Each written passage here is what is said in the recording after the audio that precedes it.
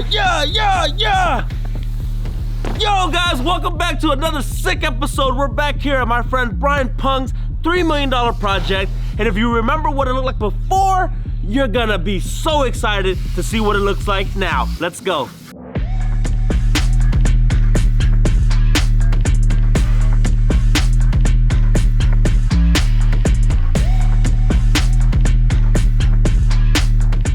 Guys, you remember my man, Brian Pung. What's up? Hey guys, so I want to talk about, before we enter the house, a little bit more about the exterior because he chose to go with some very cool material. Let's start off with the garage. What is this? So what's popular nowadays is to go with the wood look garage doors. Yeah. But unfortunately, I didn't want to go with the wood materials because things get weathered quick out here. I talked to David at Proline Garage Doors. He suggested that I go with the aluminum steel door and do a wood veneer finish. Yeah. It's a printed veneer on the aluminum face. I can't believe it's not wood. All right, outside, we got stucco. What color are you gonna go with? We're going with Drive It Super White. Mm-hmm. On the two boxes up on top, we're gonna go with a color called Mountain Fog from Drive It as well. The cool thing about this is that he's already thinking about the future, right? A lot of builders want to build to make it look good for today, but they fail to realize that Mother Nature is one hell of a strong element, and they will destroy your wood doors. They will fade the wood and make the house look kind of tired. Be smart, use the right material, otherwise you're just gonna end up spending more money in the long run. All right, enough waiting, let's go check out the house. Let's go!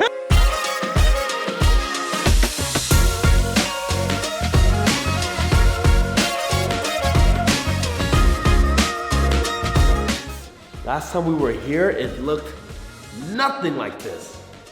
And the thing about new construction is that when the walls come in and then you actually start getting the finished stuff, you start to feel the house, you know, the flow of it.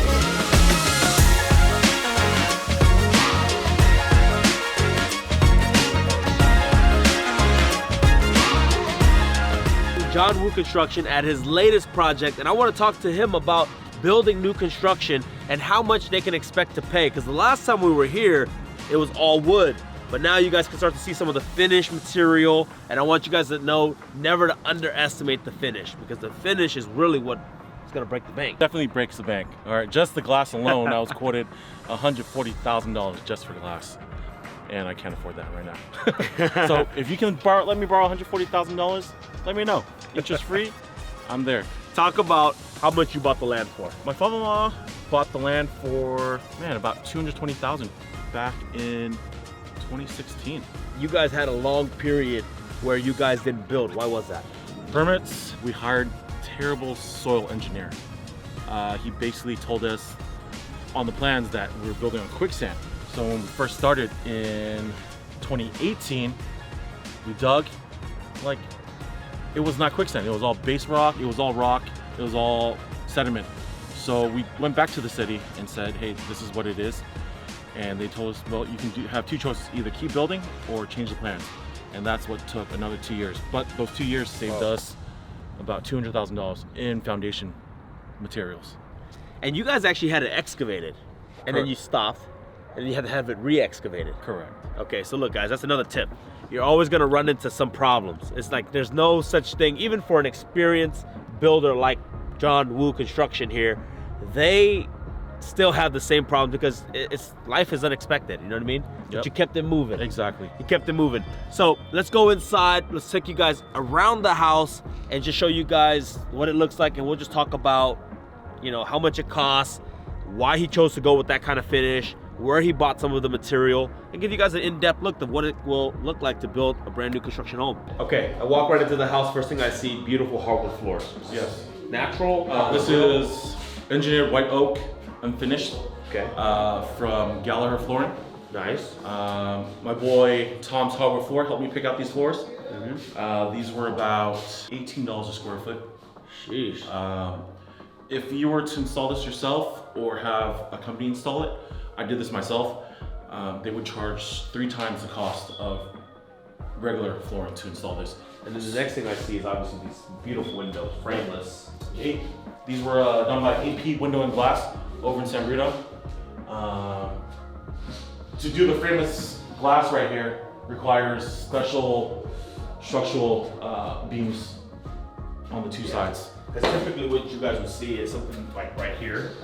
You'll have a post. That'll have a post to support this weight. So beautiful touch, because as you can see, you get views of the ocean, you get views of the mountain. So nice. I think the next thing we got to talk about is the kitchen. Yeah. Yeah. Okay, so tell me what you did about what you did in the kitchen. So for the kitchen, we didn't have the budget for custom cabinets, so we went with a company called E3 Cabinets over in Burlingame. Believe it or not, I got my whole kitchen for about $15,000, including the pantry and the laundry room that you guys just saw. And that includes the stone? No, that doesn't. So $15,000 for the cabinets. And I saw that you went with Thermador fridge. Thermador fridge, Blue Star range cooktop. We went with a Thermador steam and convection oven. Nice. New Air wine cooler and a Thermador dishwasher. And how much did you spend for all of that? Roughly about $40,000. This probably has to be the sickest room in the house. Where are we right now? We're in the sauna. So the reason why we put in a sauna is because my sister-in-law really wanted a sauna because she didn't want to drive to the gym just to use a sauna. So we put one in for her. And how much did it cost to put this thing in? To order the whole kit for this size room was roughly $7,500 for the whole kit. Took us about 3 days to install. But keep in mind, we already built out the entire space for a sauna. If you were to build from scratch, You knew this was going to be here? yes, I thought, this was always going to be here. Okay. Yeah. So if you were going to build this at a house that you were going to remodel, you would have to do the framing, pull the electrical, waterproofing, all that stuff for something that's custom. Nice. Dude, I'm going to be using this thing. I love the smell. It smells really good. Cedar smells really good. Haha. All right, next part of the house. All right, so when I look at a nice house, the two things I actually look out for are the kitchen. You guys did an exceptional job, but let's actually take some time and talk about the bathrooms. Like the thought process, the details, from the LED lights to the bold colors. Who came up with that design? So a lot of the design I thought of myself, along with my wife. But these are ideas I got from past projects. I've worked with multiple designers before. Yeah. And they actually give me a lot of insight with the LED strip lighting on the ceiling to the LED mirrors. A lot of the materials, they send me their vendors. So if you're a contractor and you work with a bunch of designers and vendors, they can help you with ideas and help you out with things like that.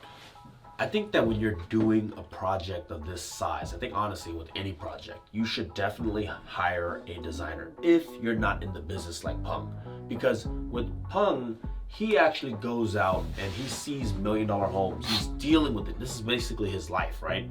But where I see a lot of people make big mistakes is that they kind of get the idea and they think they can do it because they watch HGTV. Don't trust HGTV. Yeah. It's impossible to finish a house in 3 weeks. Sorry. Yeah, and some people can't. But my thing is, if you're doubting it, hire a designer. They're actually cheaper than you think. They are pretty affordable. Yeah. I think it's well worth it. It actually takes off a lot of stress off your plate. So that's the biggest plus side of hiring a designer. Yeah. All right, let's talk about. All right, we're not gonna take up too much more of Pung's time. Why? Because I actually want him to get back to work so he can finish the house and we can come here and party. How much longer until you finish the house? Honestly, at this rate, with all the prices going up, maybe like 3 to 4 more months. Gotta work a few projects, collect some more money so I can put it into this house. Perfect. It'll be right in time for the summer. And then, if you guys are looking for a quality general contractor here in the San Francisco Peninsula side, right? I don't think you go to the East Bay. No, unfortunately not. Reach out to Brian Pung. We're gonna put his information. We're gonna put his Instagram down below, and we can't wait to come back and show you guys what the finished product looks like. Let's go.